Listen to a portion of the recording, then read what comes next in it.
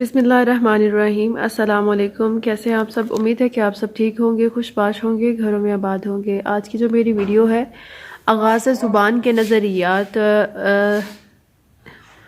پنجاب میں اردو آلریڈی ہو چکا ہے، اور اس کے علاوہ ہے سندھ میں اردو، اور آج جس ٹاپک پہ ہماری ویڈیو ہے وہ ہے دکن میں اردو۔ اس کے اوپر ہماری ویڈیو ہوگی۔ کی پیدائش اور ارتقاء۔ زبان کی پیدائش کے بارے میں کوئی قطعی اور مسکت بات کہنا اس لیے مشکل ہے کہ یہ کسی ایک وقت میں پیدا نہیں ہوتی، بلکہ کسی بھی زبان کی پیدائش کا اندازہ ایک مدت کے بعد ہوتا ہے۔ اس میں تقریباً 200 سال 300 سال کا عرصہ درکار ہوتا ہے۔ اس کے بعد کہیں جا کر محسوس ہوتا ہے کہ کوئی نئی زبان نے جنم لیا ہے۔ سماجی تقاضوں کے سبب اس میں تغیر تبدل کا عمل شعوری اور غیر شعوری دونوں سطح پر جاری ہوتا ہے۔ بڑے بڑے سیاسی سماجی منزل سے یاد کیا جاتا ہے۔ اردو پیدائش اور ارتقاء کے مسئلے کو بھی لسانیات کے اسی بنیادی اصول کے تحت دیکھنا چاہیے۔ لفظ اردو زبان کے ارتقاء کے نظریات پر بات کرنے سے پہلے اگر یہ سمجھ لیا جائے کہ اردو لفظ کس طرح سفر کرتا ہے اور یہ کس طرح اردو بنا، تو اس کے بعد نظریات کی بحث زیادہ پر اثر ہوگی۔ شروع میں اردو کے لیے بہت سے مختلف الفاظ استعمال کیے جاتے رہے، جیسے ہندی، ہندوی، ریختہ۔ کچھ علاقائی زبانوں کے ساتھ اس کو جوڑا اور بولا گیا۔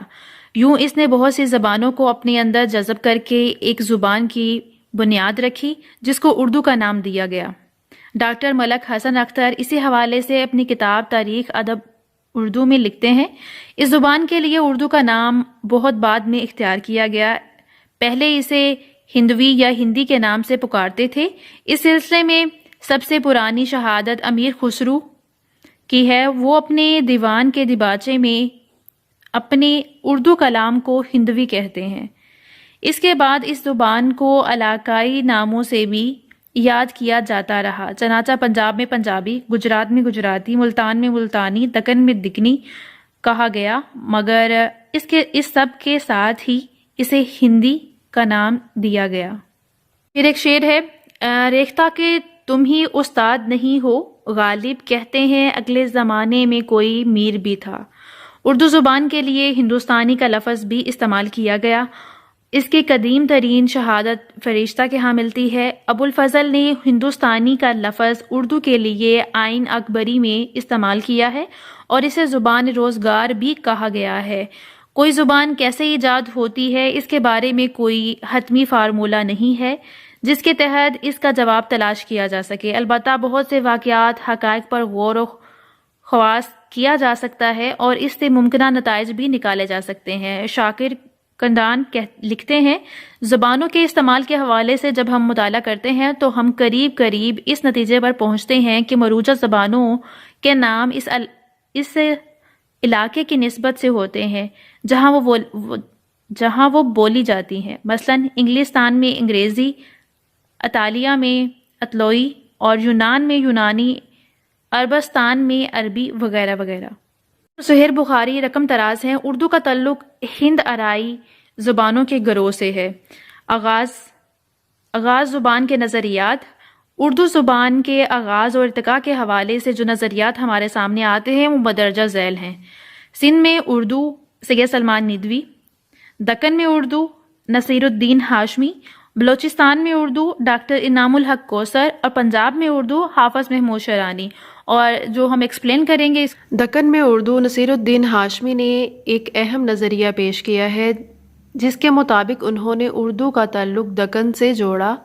وہ دکن کو اردو کا وطن کہتے ہیں، اگرچہ اس نظریے کو بھی مکمل طور پر تسلیم نہیں کیا جا سکتا، مگر کچھ حقائق اس کے حق میں مثبت ثابت ہوئے ہیں۔ ڈاکٹر سلیم اختر لکھتے ہیں، نصیر الدین ہاشمی نے مولانا محمد حسین آزاد کے اسلوب میں دکن میں اردو کے مقدمے کا آغاز کرتے ہوئے ایسے لسانی شواہد پیش کیے ہیں جن سے دکن میں اردو زبان اور اس کے تخلیقی مراحل کا تعین ہو جاتا ہے۔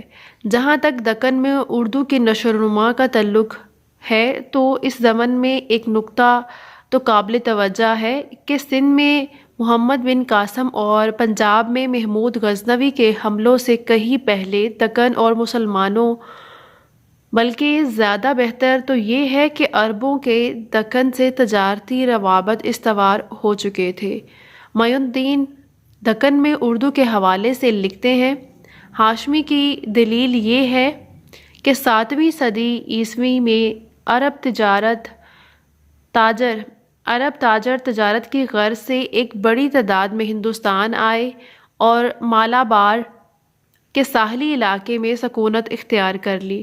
جنوبی ہند کے بعض خاندان اب بھی انہی تاجروں سے اپنا سلسلہ نسب جوڑتے ہیں، جو 7ویں صدی عیسوی میں مالابار کے ساحل پر آباد ہو گئے تھے اور رفتہ رفتہ مشرقی ساحل تک پھیل گئے۔ مقامی باشندوں سے ان کا اختلاط ہوتا گیا اور باہمی رشتے کے لیے مشترک الفاظ کا استعمال ہونے لگا۔ زبان چونکہ سماجی رابطے میں اہم رول انجام دیتی ہے، اس لیے دونوں زبانوں کے اشتراک سے ایک تیسری زبان وجود میں آئی اور یہی زبان رفتہ رفتہ ترقی کر کے ایک ایسی زبان بن گئی جس کو اردو کہا جا سکتا ہے۔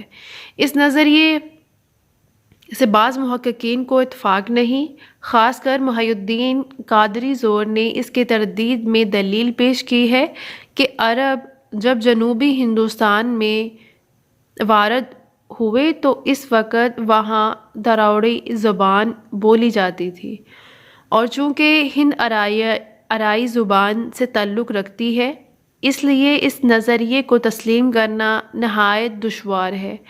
اگرچہ اس نظریے کو تسلیم کیا جائے تو پھر ہونا یہ چاہیے کہ اردو میں دراوڑی زبان کے اثرات نظر آتے، جبکہ صورتحال اس سے مختلف ہے۔ حقیقت تو یہ ہے کہ دکنی اردو شمالی اردو سے مختلف ہے۔ اختلاف کی صورت بول چال میں خصوصیت کے ساتھ نظر آتی ہے۔ مثلاً کاف کا تلفظ دکنی اردو میں خے سے کیا جاتا ہے۔ علاوہ ازیں دیگر حرفی نحوی اختلافات بھی پائے جاتے ہیں، اس لیے محققین کے نزدیک یہ نظریہ بھی قابل قبول نہیں۔ دکن کے اردو پر اثرات ہو سکتے ہیں، مگر ایسا نہیں ہے کہ اس حوالے کو یکسر مسترد کر دیا جا سکتا ہے۔ ڈاکٹر تارا چند نے اپنی کتاب اسلام کا ہندوستانی تہذیب پر اثر میں بہت سے اہم جغرافیائی و معاشرتی و تمدنی پہلوؤں کا تفصیلاً تذکرہ کیا ہے۔ پچھمی ممالک عرب، فلسطین اور مصر سے ہندوستان کے تجارتی تعلقات بہت ہی قدیم زمانے سے ہیں۔ حضرت سلیمان علیہ السلام سونا وافر موجودہ جے پور سے منگواتے تھے اور چاندی، ہاتھی دانت، بندر اور مور بھی یہیں سے جاتے تھے۔ 7ویں صدی میں ایرانی اور عرب تاجر ہندوستان کے مغربی ساحل کے مختلف بندرگاہوں پر بڑی تعداد میں آباد ہوئے اور انہوں نے ہندوستان کی عورتوں سے شادیاں کی۔ خاص طور پر مالابار میں یہ آبادیاں بڑی اور اہم تھیں۔ 8ویں صدی میں عرب کے بحری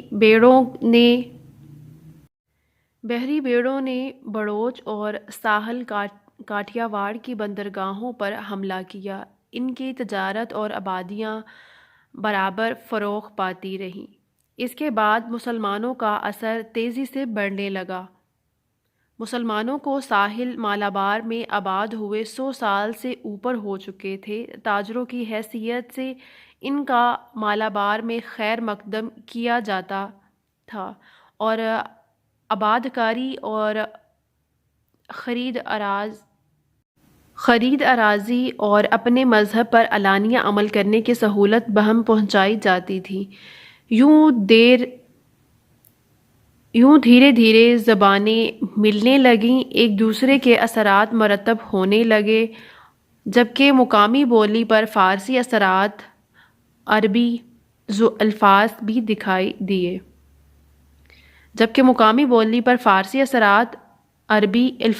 دکھائی دیے۔ زبان ارتقائی منازل طے کرنے لگی اور انہی حقائق کو پیش نظر رکھتے ہوئے نصیر الدین ہاشمی نے دکن میں اردو کا نظریہ پیش کیا۔